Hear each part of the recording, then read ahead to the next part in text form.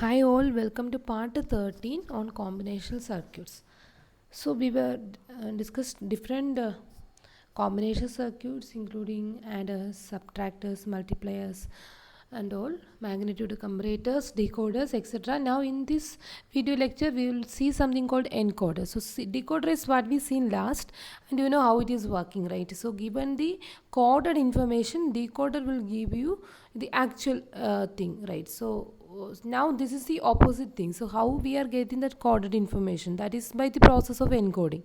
So how this encoder can be constructed, so that is what we are going to see. So an encoder is a digital circuit that performs the inverse of the operation of the decoder. So here we need the we'll be getting the coded information and decoder will take that coded information as input and that will give you the original information before encoding. So that is the idea. So this context, everything I explained when I started with the decoder inside that CPU, how this information is being encoded, right, in your objective program. So like that many examples we've seen.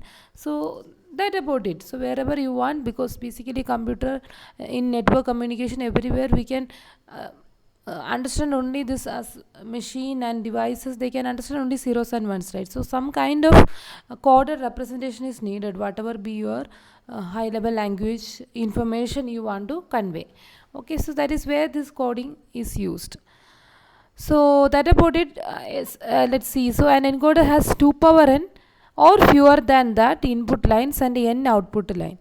So out of this 2 power n input line, you are getting n output line, means that n output line corresponds to the code, right? So some n bit code you are using, that is the meaning, whether you are using binary code or BCD code or accessory code, whatever it is. So some n bit code you are having. Accordingly, the actual information can be in any of the 2 power n possibility. So out of this 2 power n possibility, if one of the possibility came, you can represent that possibility with some n bit, right? So that is why the 2 power n and n is coming. So 2 power n unique combination can be represented using n bits. So n bits are sufficient. And sometimes, you know, if you are looking at BCD and all, BCD is basically a 4-bit code, right? So output is some 4 output lines, 4-bit code. But what about the input? Using 4-bit, you can actually, if you are looking at binary, it will go up to 2 power 4 16 combination. But as it is a BCD encoder, the input is only 0 to 9, that is 10 combination only. So that is much lesser than this 2 power n. So that is why it's written like either you can have a 2 power n input to combination or it could be much lesser than that, but output is n. So for n, the maximum input that is allowed is 2 power n. So that is the idea. Right. Hope you remember in decoder, this input n bit output is what was the input to decoder, and the output of the decoder is any of the 2 power n combination or lesser than that. The same way, just opposite process, right?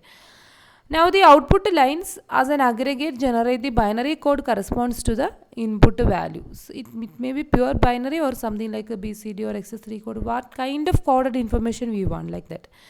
Simply we can take the example octal-to-binary encoder, right? So some octal information is coming. So how it will be looking, octal-to-binary encoder.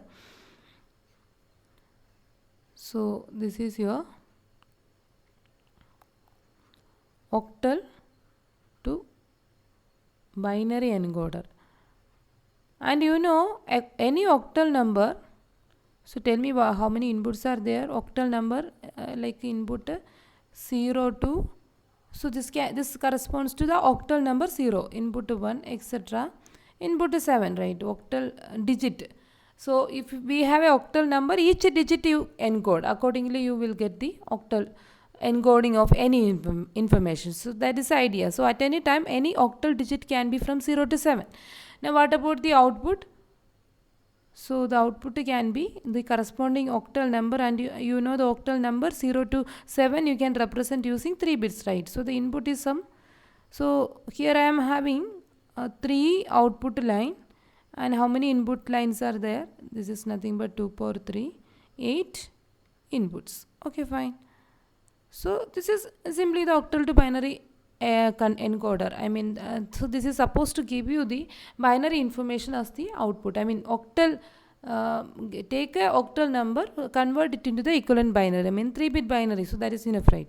So it has 8 input, each of one for each of the octal digits, right? So for octal digits only, if I have a octal number, I will pass the first digit, I will convert it, a second digit I will convert it, so like that I will get the encoding for the octal number, and 3 outputs, right? So that generate the corresponding binary. I mean, why it is called octal? Because it is not going to be more than this 7, each digit is like that. Basically binary only, 3-bit binary. Okay, so it is assumed that only one input has a value of 1 at any time. So that is the important thing you have to remember, because how we can feed the input. For example, I am giving the input like say I am setting this I0 to be y1 to be 1 and this to be 1. Say all other bits are 0, right, etc. Now what does it mean? Because I'm trying to say that for the same encoder I'm given two inputs, like I want I1, the encoder form of I1, as also I want the encoder form of I7. How it will be working? At any time it can give the encoding of a single input. So this is an invalid input as far as this basic encoder is considered, but there is some variation of it like priority encoder where you can have this kind of an input. So for basic encoder, the assumption is at any time you will make only one of the input as exactly one input as 1. I mean, so that is for which you want the encoded form, right? So so here you have 8 inputs. At any time you make only one input as 1. So that means you just want to know the encoding of that particular input, so that you will get the corresponding output, right? So that you keep in mind. So the encoder can be implemented with an OR gate whose inputs are determined directly from the truth table. We will see. So that you have to analyze why it is so.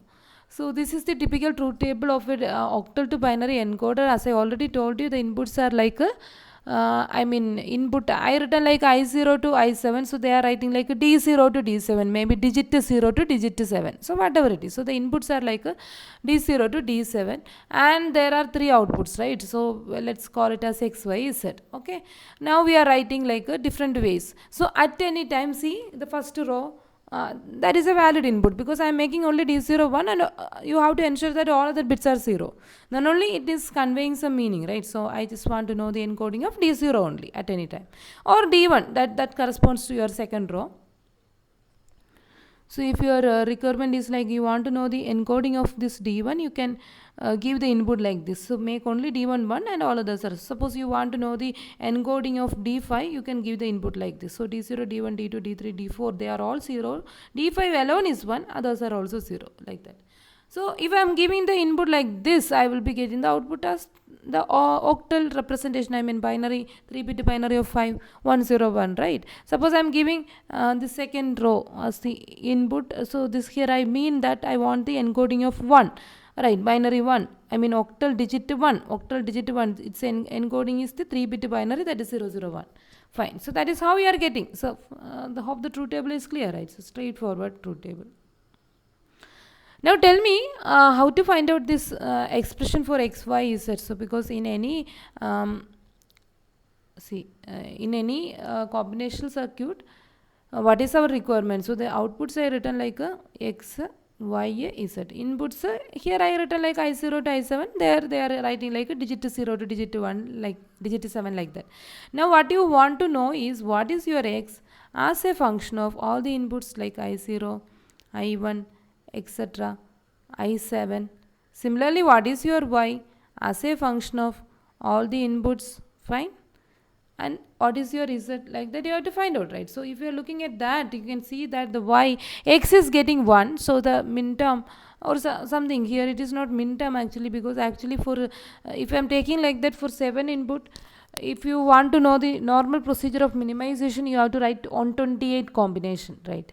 But you know the other combinations are invalid. As long as this encoder is concerned, only these 8 combinations are valid. At any time you can make only one of the input as 1. But you know in general, if you write 7 inputs, you have 2 power 7, 128 possible possible outputs are there, but in that, that's very tedious. In that way also you can write it and you can minimize, you will get it, but that will be very complex because 128 combination and we don't know the truth table for that also. Fine. So but it is here, it is very straightforward. So just observe. So we are minimizing in a different way. So this x, variable x, is giving you a 1, right, in this case. So what is this case? So here you are getting a 1 for variable x, right. So whenever this, so this is your expression for x. Whenever this d4 is giving you a, whenever this d4 is giving you a 1, you are getting a 1 for x. Similarly, whenever this d5 is giving a 1, you are getting a 1 for x. Same x. Whenever d6 is 1, that time also you are getting a 1. Whenever d7 is 1, that time also you are getting a 1. You can write it very clearly, because whenever, if I am saying that this d4 is 1, the other bits are 0, so that is understood. So that is why I am able to write. So in any of these 4 possibilities making my x 1, right. So that is my understanding. So either make this d4 bit or d5 bit or d6 or d7 bit 1, that will give you a 1 for x. See, x is expressed as a function of d0 to d7, right, d0 to d7, and out of them you can see that the other input variables are not affecting the value of x. I mean, x will give you a 1 when these 4 inputs are giving you 1, and you don't want all of them to be 1, any one of them at any time, right. So that is your requirement. All are not going to be 1, so that is not going to work, right. So as these things are clear, you can write it like this. So it is in case like either d4 or d5 or d6 or d7. I am writing like this. Now let me take a different color for y. So what is your y? So this is your y. You can see that y is giving you a 1. So what is this? This corresponds to d2. So y is giving you a 1 when d2 is 1. Similarly, when d3 is 1, fine. When d3 is 1, similarly, the last two things, so y is giving you a 1 when d6 is 1, and also when, right. So this is coming in both cases, because whenever this d6 is 1, I want to give this 1 1 0, right. Similarly here I need 1 1 1. So that means both of them will be 1 in this case. So accordingly d2 or d3 or d6 or d7. Fine. Now what about the last candidate? To say your z is giving you a 1. So this is one case, and this corresponds to d1. Fine. And this is another case, and that corresponds to what? Yeah, this is your d3. So when you write this d3 in binary, that time also you are getting 0 1 1, right. I mean, in all the this is a least significant bit, right. So all odd numbers will give you. So after this d3, it will be d5, because 1 0 1. Then it will be d7, because it is 1 1 1. So accordingly you are getting your results. Hope this truth table is clear, right. So now how can you implement it? Simply, the circuit is like a circuit will take all the inputs. So I have a circuit like this. So this is a circuit that is going to convert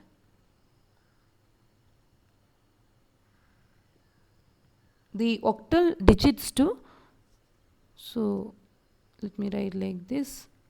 This is your octal to binary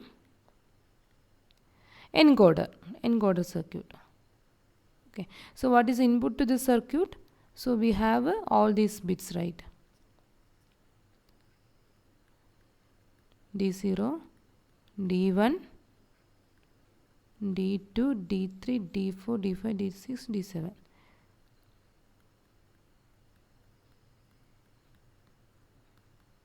And how many outputs are there? Outputs are like just x, y, z.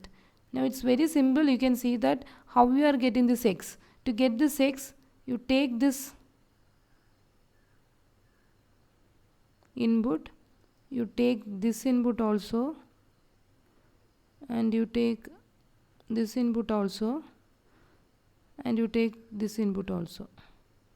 Now you use a OR gate, right, and take its output, and that will be your x. So this is a meaning. So it was just written like this. Hope the idea is clear, right. So because x is giving a 1 in 4 cases, either D4 or D5 or D6 or D7 is to be 1 to give a 1 for X. Similarly, Y and Z, that I am not showing. Accordingly, you can draw them. So that is a circuit diagram inside this binary to, octal to binary encoder. Similarly, you can come up with any encoder. Say hexadecimal digits you feed, like 0 to 9 and then 8 to A, B, C, D, F, like that. So the inputs corresponds to them, like that you can assume, and the output will be some 4-bit. Right, so what kind of, similarly BCD encoder also you can try. So when it comes to BCD encoder, 0 to 9 inputs will come, like 10 inputs will come, but actually we can have a output will be 4 bits, so we can go for some 16 combinations. So but we are taking much lesser inputs, so that is also fine. So that you can try yourself. So for a minimum understanding of how this encoding is happening, you can see that now this encoder information is what is taken by the decoder, and that will give you this input back. Like, so the output of the decoder is this D0 to D7. Input of the decoder is X, Y, Z. So that is we so first, and we given more attention, right? So you are supposed to give more attention to decoder than encoder, because that finds more application. But anyway, as normal encoding and decoding is concerned, encoder and decoder both are needed. But decoder we saw something else also, right? For function realization, and in some other way also we observe. So exam point of view, decoder is more important. So, and also, in text and all, they are starting with the decoders. That is why we started like that. Yeah, that's all. Thanks for watching. Yeah.